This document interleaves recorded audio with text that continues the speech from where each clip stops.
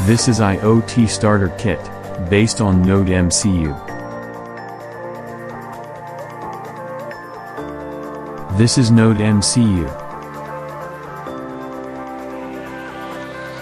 This is the wire to give the power supply to this board. Here we have the relay to control AC devices.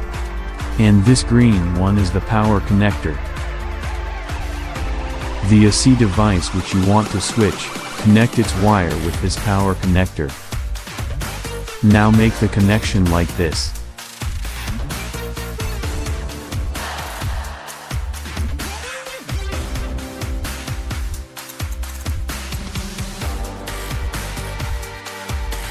We are done with the connection. Now connect this device with the mains, as shown.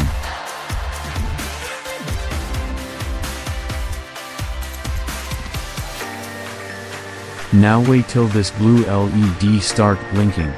Now it shows that it is connected with internet and ready to use. Thank you for watching. Now go to next video, that is Cloud Explain.